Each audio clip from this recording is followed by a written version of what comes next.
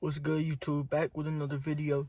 Today I'm basically about to be letting y'all know how it's been dailying and owning my Chrysler 300 with a 5.7 Hemi.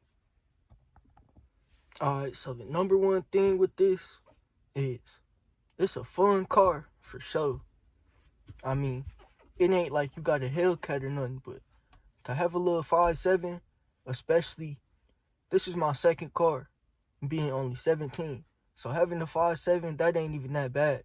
I mean, you could always upgrade later, but just having that little V8 and dropping it in sports mode whenever you want to, that's nice. Especially having it on this all-wheel drive platform. A lot of y'all don't know, and a lot of y'all want to sleep on it, but when it's time to race or pull up, shit, I ain't gonna lie, I'll be leaving a couple of y'all motherfuckers in the dust. Y'all be seeing taillights, and this is stock. Like, this is stock boat. And I ain't even trying to whatever get on that, because this ain't even the fastest car out there. I've definitely got gapped and walked a couple times. I will admit that. I mean, you gotta admit that. Especially by a couple cars that you'll be like, damn, like, what the hell? Like, fuck. Them little GLIs with the turbos on them, yeah, don't mess with those. You'll be cooked. But second thing getting into this, though, is you are messing with a V8.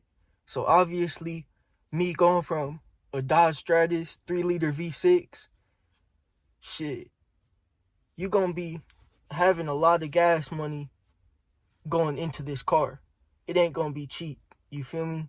I mean, yeah, if you want to, you can definitely savor and make your gas last if you're not stepping on the pedal, which I'm not always on the pedal. I mean, I be getting at minimum like 14.2 miles to the gallon, which I be seeing some of y'all get like 11, which that's what I got when I first bought the car, but yeah, I wasn't going for that. So just stay off the gas, and if you want to have fun, just know you're going to be at the gas station, hella.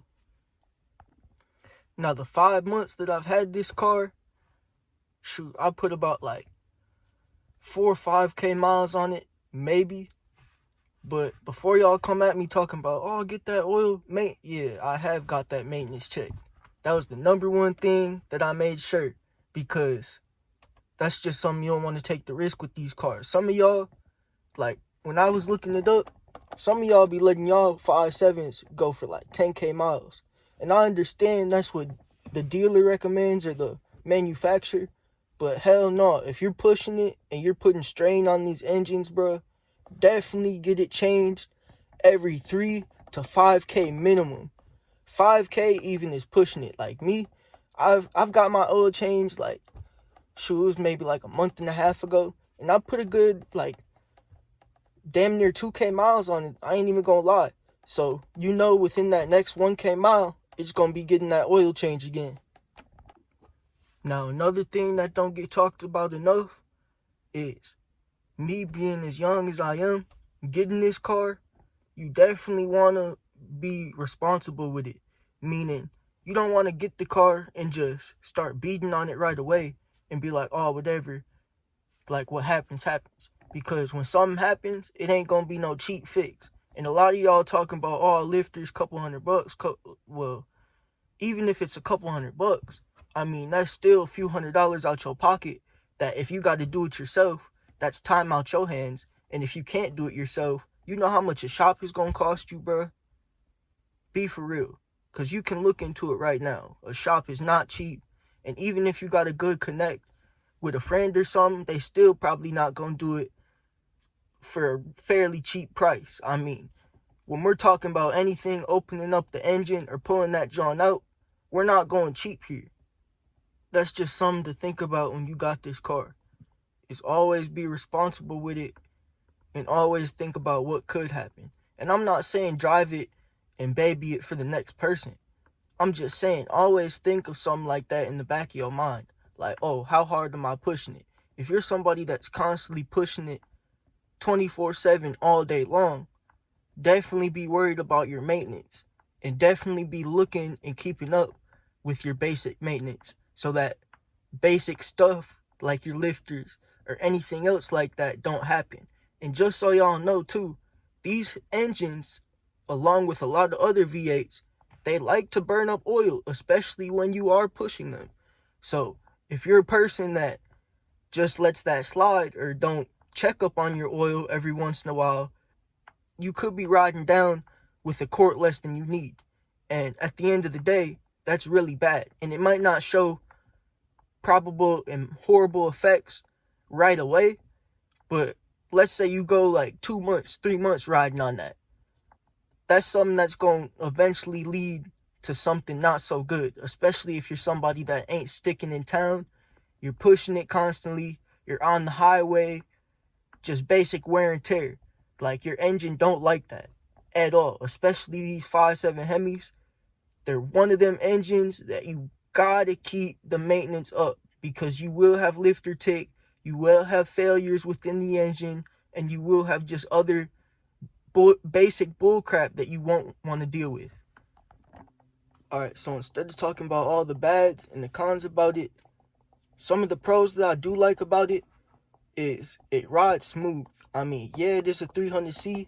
I know that the 300 Sport rides a little bit stiffer with that sportier suspension, but I love how it rides. I've had multiple people, like my friends, they'll get in it, we'll go somewhere, they're like, damn, this rides smooth as hell, like, whatever.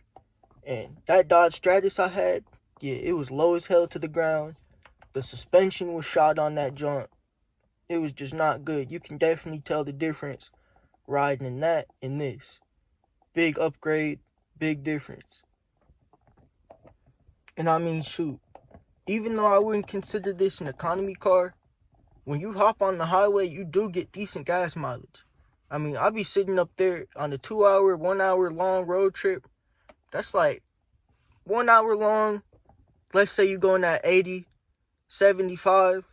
You could get up to like 16, 17. 2 hour road trip, you're upwards of like 18, 19. And I've never really been anywhere longer where I've had to go anywhere more than, I'd say, like 45, 50 miles there and back. So where I live, that's just up to the Wisconsin Dells. You feel me? So that's only like an hour and 20 minutes away. And I was getting like 18 to the gallon. That's when I went all the way up to Automotion. So, I mean, that was decent. Now I'm kind of riding at like 15, 14 if I'm really stepping on it, staying in town here. But other than that, it ain't really a bad car. I mean, thinking about it, I'd rather have this over a goddamn, what are they, them new like sporty Toyota Camrys or whatever. I mean, they nice, G. You gon' get good miles, but it's really on your preference. I know a couple people that'll be like, yeah, I'll take whatever. I'd rather ride in something sporty. And I know a couple people that they like economy cars. They like something that gets them 20, 30 miles to the gallon.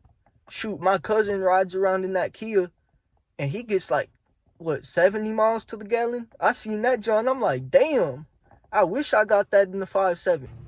Another thing that you gotta love with these cars is how big the back seat is. Back seat is very spacious, very big. You can fit multiple things in there. For a full-size sedan, this is a lot bigger than a couple of the ones that I've been in, actually. The trunk, full-size trunk.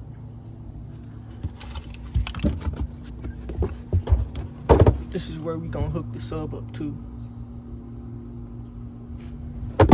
Full-size trunk.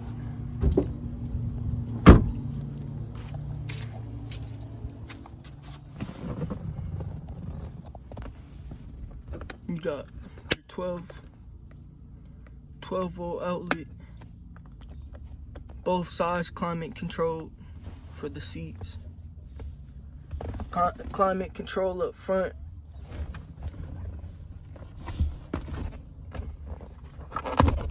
This, just whatever. In the nighttime, this will be like blue, which I think that's pretty dope, pretty sick. Alright, so another thing that I had to do that didn't come with this car was put the SRT performance pages on. I didn't use a taser. So if you want to know how I did that, I got 2 videos on my page. One actually showing you how I did it, and another just showing you what all I did in like the first day that I did it. But basically, like I said, I got all my climate controls. You have that. But I had to flash that because I wanted all these along with that.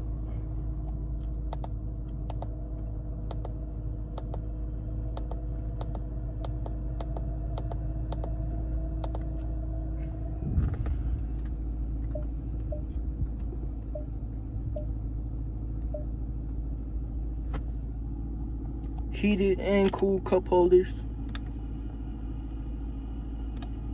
So that's low-key plus. You got your auto stick. Low-key, I wish I had paddle shifters. Low-key might be seeing that in the future. But auto stick really ain't bad. For some reason, my homie's dad, he said he wished he had auto stick. Cause he has that new Ram Rebel. And he just has the paddle shifters. But yeah, it ain't that bad. I normally just drive it in auto. Because whatever, really ain't that deep. And I ain't really trying to be no wannabe manual dude. But yeah, that's just another thing I had to do. Overall, I just love this car. If you're somebody that's looking to get into a V8 or just something under the Chrysler brand specifically, definitely go with the 300, bro. And if you can, if I could have, I definitely would have got something like the SRT8 or some with the 6.4. But also at the same time, I just love, like, this wood trim level ain't bad. Like, I love that wood trim level. I love everything about this car from the ins and outs, just from having that luxury trim. And like I said, you can definitely tell a long way from riding that sport suspension and riding this luxury suspension. Because where I'm from, bro, you got like a lot of bumpy roads, you got a lot of everything, bro. And that really makes a big difference when you got to ride around, especially in the wintertime. If you're somewhere that don't got to deal with snow, then you're lucky.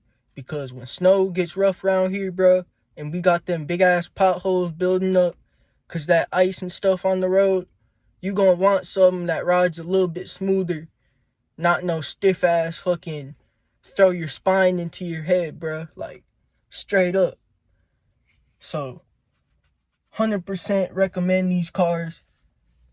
Shoot, I'm gonna be honest, a couple people asked me, what would you rather get, Charger or 300? 300 all day. I'm gonna keep it a buck.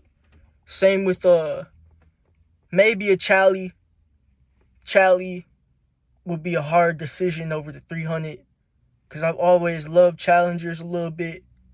But also, I was just telling my girlfriend this the other day. If I ever get rid of this jaunt, just know that a SRT8 Magnum in good condition is going to be coming to the channel. Because that's the only other car right now that I could see getting rid of this for and trading it for. A couple people did see that little SRT Neon that I posted on my shorts too. Just know that I don't know if I'm going to be getting that. I think that's my neighbor's project car, but we'll see. We'll see within the next year if I got the bread for it and if I want another project. But really, if I want another project, I've been looking at another V8, so that's going to be a slim chance. But yeah, that's going to end on my video. Like, comment, and subscribe. Shoot, this going to be a new one. As always, just run it up. Stay down till you come up and just keep chasing money. Don't stop. If you got a dream, just keep chasing that jump. Because you're going to make it. You're going to get it. Our goal is going to be 1K subs. Hop on that boat right now. After we hit that 1K, we going for a million. Let's get it. Deuce.